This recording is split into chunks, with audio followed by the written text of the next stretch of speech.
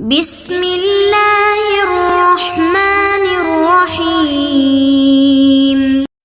بسم اللہ الرحمن الرحیم۔ السلام علیکم ورحمۃ اللہ وبرکاتہ۔ عزیز طلبہ، تفسیر جرائم سبق نمبر 61 کے ساتھ آپ کے سامنے حاضر ہیں۔ امید ہے تمام طلبہ بخیر و عافیت ہوں گے۔ آج کا سبق انشاءاللہ وَأَنفِقُوا فِي سَبِيلِ اللَّهِ سے لے کر من الہدی تک ہوگا انشاءاللہ، آیت نمبر 196۔ تو آئیے بلا تاخیر سبق کی ابتدا کرتے ہیں۔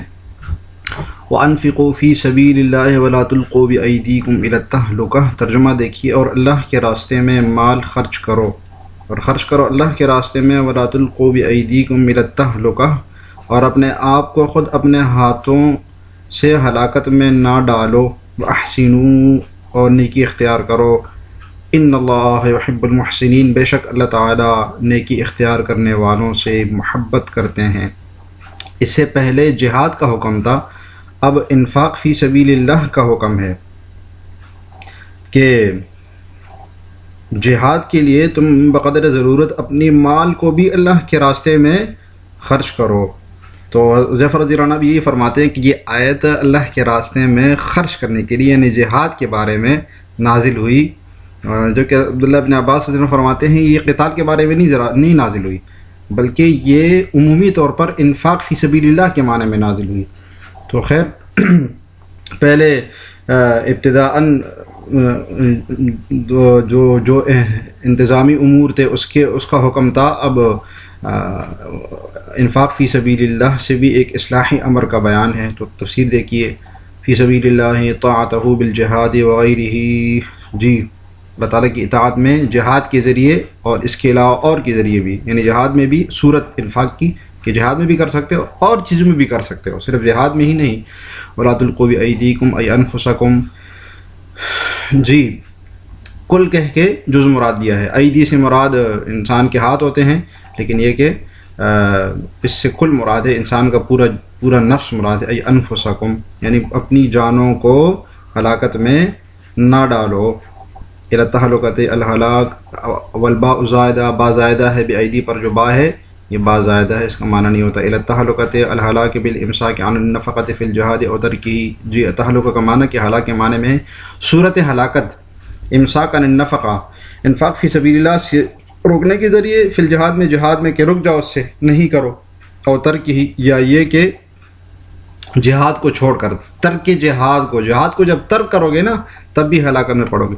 لأنہ دلیل ہے اس کی، یقوی العدو علیکم، اس لیے کہ یہ تو دشمن کو تمہارے خلاف تقویت دیتا ہے۔ جہاد کو چھوڑ دینا اور اللہ کے راستے میں قتال چھوڑ دینا، فوج بالکل ختم کر دینا، یہ دشمن کو تقویت دیتا ہے۔ وَأَحْسِنُوا إِنَّ اللَّهَ يُحِبُّ الْمُحْسِنِينَ وَأَحْسِنُوا بِالنَّفَقَةِ وغیرہ، صورت احسان کہ انفاق فی سبیل اللہ کرو اور دوسری نیکیاں بھی کرو۔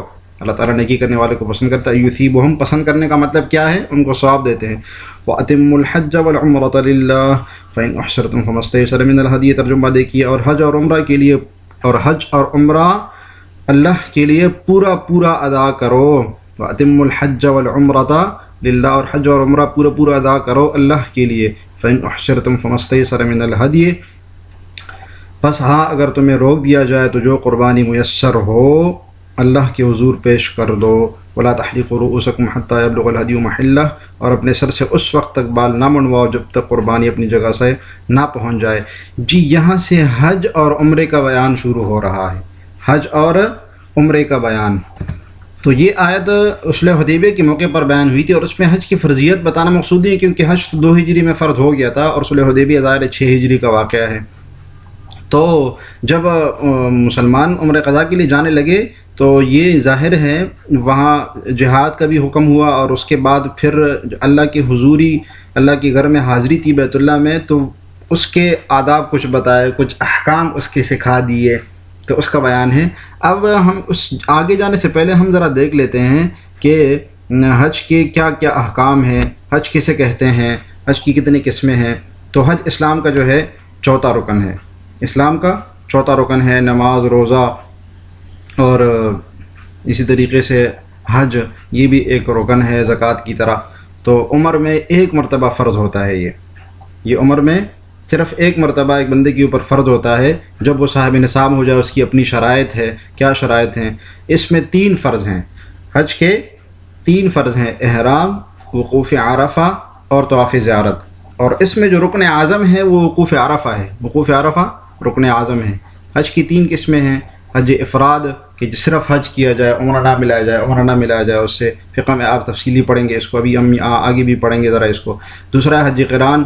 حج قران یہ ہے کہ ایک ہی احرام سے حج بھی کیا جائے، عمرہ بھی کیا جائے اور حج بھی کیا جائے. پہلے ایک احرام باندھ لیا اور قران کا حکم حج کا نیت کر لی، اس سے عمرہ بھی کر لیا اور اسی احرام میں پھر حج بھی کیا. اور حج تمتع تیسری قسم ہے کہ حج عمرے کے لیے الگ سے احرام باندھا جائے اور پھر حج کے لیے 8 ذی الحج کو الگ سے احرام باندھا جائے.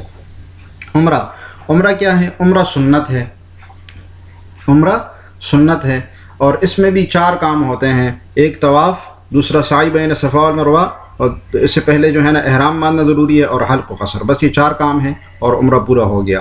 اب اتم الحج والعمرۃ میں ایک اعتراض یہ ہوتا ہے کہ اتم الحج والعمرہ میں تو حج تو فرض ہے اور اتم کے امر میں ہے، اس میں عمرے کا بھی یہی حکم ہونا چاہیے کہ عمرہ بھی فرض ہونا چاہیے.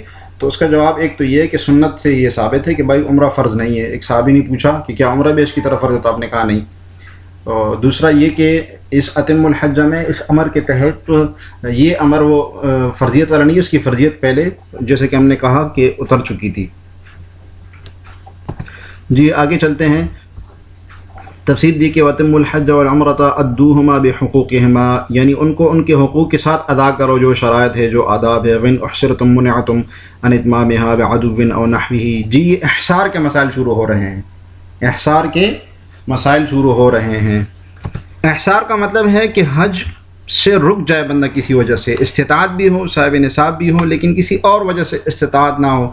تو اصحاب ثلاثہ کے ہاں احصار صرف عدو دشمن کی وجہ سے ہوتا ہے، جیسے کہ یہاں قرآن کی آیت میں آیا ہوا ہے. صرف منحصر ہے عدو دشمن تک کہ دشمن راستہ روک لے اور حج پہ بندہ نہ جا سکے.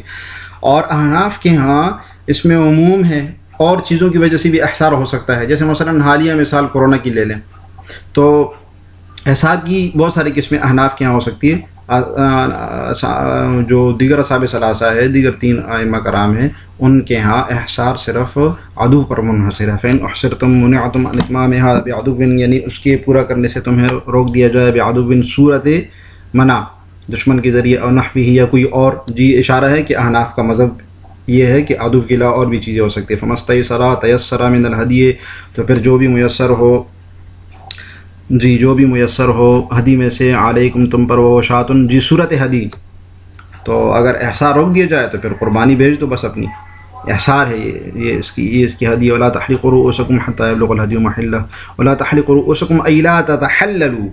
جی صورت اس کی بتائی ہے کہ یہ گویا کہ تحلقوا رؤوسکم سے اللہ تعالیٰ یہ بتا رہے ہیں کہ جب تک احرام اتار نہ لو، جب تک حلال نہ ہو جاؤ، جب تک حلال نہ ہو جاؤ تب تک جب تک ہدی پوری نہ کر لو تب تک حلال نہ ہو جاؤ. تحلقوا رؤوسکم سے یہ بتانا چاہ رہے ہیں. حتی یبلغ الہدی المذکور، یعنی مذکورہ ہدیہ محلہ اپنی جگہ تک جب تک نہ پہنچا دو. حیث یحل ذبحہ، جہاں پر اس کا ذبح کرنا حلال ہو. وہ مکان الاحصار عند الشافعی. جی امام شافعی کے ہاں جس جگہ میں محصر ہوا ہے نا اسی جگہ سے ہدی بھیجنا، جانور قربانی کا بھیجنا ضروری ہے. فَيَذْبَحُ فِيهِ بِنِيَّةِ التَّحَلُّلِ، وہیں پر ذبح کیا جائے گا تحلل کی نیت سے. ٹھیک ہے. اور وَيَفَرِّقُ عَنْ مَسَاكِينِهِ، خود نہیں کھائے گا بلکہ مسکینوں کو دے گا. وَيَحْلُقُ، اور حلق کر لے گا. وَبِهِ يَحْصُلُ التَّحَلُّلُ، حلق کرنے کے بعد اب اس کو تحلل حلال ہو گیا ابھی وہ. فَمَنْ كَانَ مِنْكُمْ مَرِيضًا أَوْ بِهِ أَذًى مِنْ رَأْسِهِ فَفِدْيَةٌ مِنْ صِيَامٍ أَوْ صَدَقَةٍ أَوْ نُسُكٍ. اب یہ دوسرا مسئلہ ہے کہ کوئی حج پر کے جانے کا کسی نے ارادہ کر لیا لیکن وہ درمیان میں بیمار ہو گیا، اس کو مرض لاحق ہو گیا، تو اب وہ کیا کرے؟ تو ولا تحلقوا رؤوسکم پر اس کا وہ ہے کہ اگر کوئی حلق نہیں کر سکتا، کسی کو اس کے سر میں جو ہے نا مسئلہ ہے، تو پھر کیا کرے؟ تو حلق نہ کرے، اس کی جگہ پر 3 روزے رکھ لے. فمن کان منکم مریضا او بی اذى من رأسه، کوئی بیمار ہو، کوئی شخص بیمار ہے یا یہ کہ اس کے سر میں کوئی تکلیف ہے. ففدیۃ من صیام، تو روزہ یا صدقے یا قربانی کا فدیہ دے. من صیام او صدقۃ او نسک. ٹھیک ہے. فقمل وصداع فحلق فی الاحرام، جیسے کہ پسو اور جوئیں اور پسو، ٹھیک ہے. فحلق فی الاحرام، تو احرام میں ہی حلق کر لے، یعنی پہلے سے حلق کر لے. کسی کو مسئلہ ہے اور بال نہیں چھوڑ سکتا تو پہلے سے حلق کر لے، یہ والا مسئلہ ہے. ففیدۃ فعلیہ فدیۃ من صیام لثلاثۃ ایام، 3 دن کا روزہ رکھے گا. اور صدقۃ بثلاثۃ آصع من غالب قوت البلد علی 6 مساکین، 6 مسکینوں کو اس غالب قوت البلد اس شہر کے کھانے کے مطابق 3 سا کھانا کھلائے گا. اور نسک، یا یہ کہ قربانی کرے گا، ٹھیک ہے. اور ای ذبح شاۃ، ٹھیک ہے، یا ساتھ کرے گا. وہ او للتخییر، او تخییر کے لیے ہے، یعنی کہ اختیار ہے 3 روزے رکھے، یا یہ کہ صدقہ دے دے، یا یہ کہ قربانی کر لے. والحق به من حلق لغیر عذر، اور اگر کوئی بغیر عذر کی بھی حلق کسی نے کر لیا، بال کاٹ لیے، کسی سے بال کٹ گئے، تو وہ بھی اسی طرح کرے گا. 3 روزے رکھے گا یا صدقہ کرے گا، یا یہ یعنی کسی نے بال وغیرہ کاٹ دیے ویسے ہی بغیر عذر کے. انه اولا بالکفارۃ، اس لیے کہ کفارہ سے اولا ہے، کفارہ ادا کرنے سے یہ زیادہ بہتر ہے. کہ کوئی کفارہ ادا کرے، تھوڑے بہت پیسے دے دے، اس سے اچھا ہے کہ وہ قربانی کر لے یا 3 روزے رکھ لے. وکذا من استمتع بغیر الحلق، اور اسی طریقے سے وہ شخص بھی جو بغیر حلق کے استمتاع حاصل کر لے. جی اب اس پر تفرع اور مسائل کی تفرع ہوئی ہے. بغیر حلق کے کوئی اور کسی نے استمتاع حاصل کر لیا جو کہ حج میں منع ہے. طیب، جیسے خوشبو لگانا حج میں منع ہے، اس نے خوشبو لگا لیا تو وہی 3 کاموں میں سے ایک کام کرے گا. اور لب سے کسی نے سلی ہوئی چیز پہن لی، اور دہن کسی نے تیل لگا دیا لعذر، لیکن وہ کسی عذر کی وجہ سے تھا، اور یا بغیر عذر کے، بغیر عذر کے یہ کام کر لیے، تو اب یہ 3 میں سے کوئی ایک کام کرے گا. فَإِذَا أَمِنْتُمْ فَمَنْ تَمَتَّعَ بِالْعُمْرَةِ إِلَى الْحَجِّ. اب احصار کے مسئلے ختم ہو گئے، اب امن کے مسائل شروع ہو رہے ہیں. امن کے فَإِذَا أَمِنْتُمْ، پھر جب تمہیں جب امن حاصل کر لو، تو فَمَنْ تَمَتَّعَ بِالْعُمْرَةِ إِلَى الْحَجِّ، تو جو شخص حج کے ساتھ عمرے کا فائدہ بھی اٹھائے. فَمَنْ تَمَتَّعَ، جو شخص حج کے ساتھ عمرے کا فائدہ بھی اٹھائے. فَمَا اسْتَيْسَرَ مِنَ الْهَدْيِ،